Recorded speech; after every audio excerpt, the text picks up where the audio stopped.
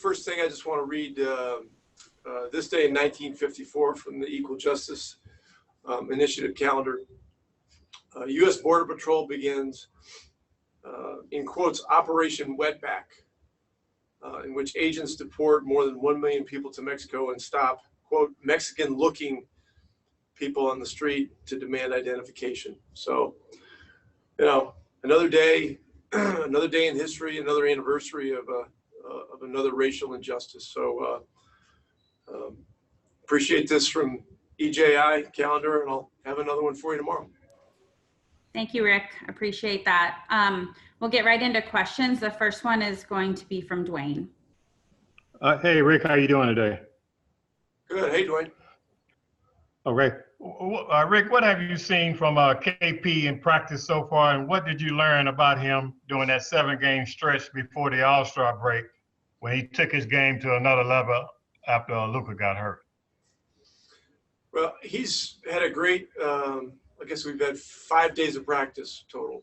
He's been terrific. He's been very great at both ends. Offensively, I really love the way that he is using the space on the floor. He's mixing up rolls and pops, really getting a great chemistry with his teammates.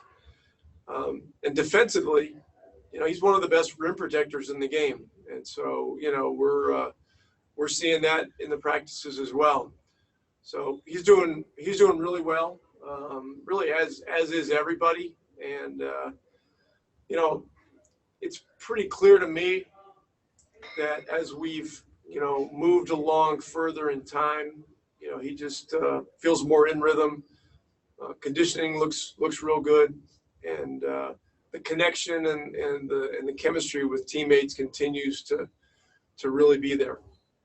As we go into these games without fans, Rick, what type of player, in your opinion, plays well with no fans in the stand? Well, there's going to be fans in the stands. They're just not going to be. They're going to be virtual fans. They're going to be digital boards all over the arenas. There's going to be home team sounds. There's going to be more camera angles than we ever could have imagined before for an NBA game because of the lack of fans in the seats. It just allows more camera placement. And so it's really going to be a compelling situation. We practiced today in a building that, adjacent to the practice area is one of the game venues. And so, I went behind the curtain to check it out, and it's really interesting. And I think it's going to be really cool. All right. Appreciate it. Okay. Thank you. Thanks, Dwayne. Next up is Brad, live from the bubble. Hey, Coach. Well, following up on that, had you not seen any of the playing venues before today? Well, we've had calls where the league has gone over, what the environment's going to look like and the settings and PowerPoint decks of pictures and so on and so forth. But to actually set foot in it today was really cool, And but the NBA is one of the all-time most creative sports leagues in history. I mean, you talk about being inventive when adversity hits. This is just tremendously cool, and so we'll look forward to playing those games. Practices continue to move along. We've been in 4 different practice venues in 5 practice days. So that's been interesting too, to see how they've been able to, set this place up for maximum efficiency.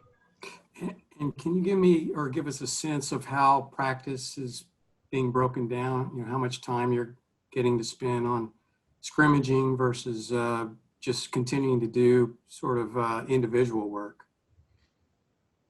Well, look, these guys did more individual work than they've ever done, in the 2 months prior to coming down here. And so, we have 3-hour practice blocks.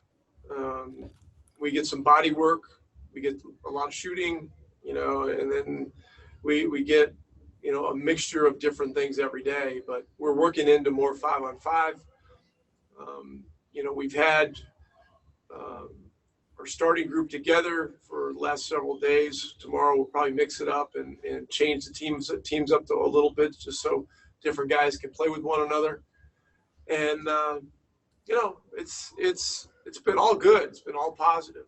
So and the guys are revved up and really into it every single day. The thing that's going to be a little different the next few days is, after having the first 5 practices at either 2 or 5 p.m.,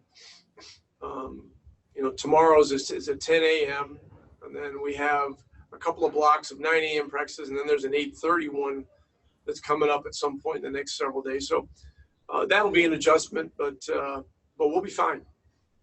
Thank you. Okay, the next question is going to be from Sam Amick. Hi, Rick. Good to see you. Hope you're hanging in okay. All good, Sam. I wanted to get your perspective on the coaching experience here for both you and obviously you have such a good pulse on all of your peers. I talked to Stan Van Gundy yesterday, and he's going to be in there in a media capacity, but Stan brought up the word overwhelming potentially when you're talking about coaches who are faced with the personal situation where you don't have your families with you like you normally would. You have players who don't have their families. How do you change the way that you stay connected with your players from a mental health standpoint, and just overall, how does it change the way you attack this coaching challenge? Well, the first thing has just been talking to our guys about the opportunity here and how historic this is, and to look at it as something that's very special.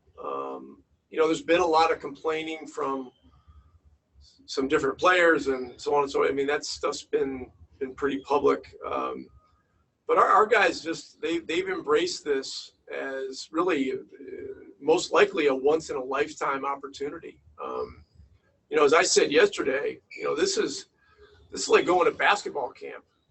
But instead of, being in a cabin, in a hard bed and not enough blankets, or, being at a university and in a dorm, we're in a first class resort, and we got armies of people doing everything that they can do to make us comfortable and make the environment friendly. And so, it's just really cool. And look, being away from the families is very challenging.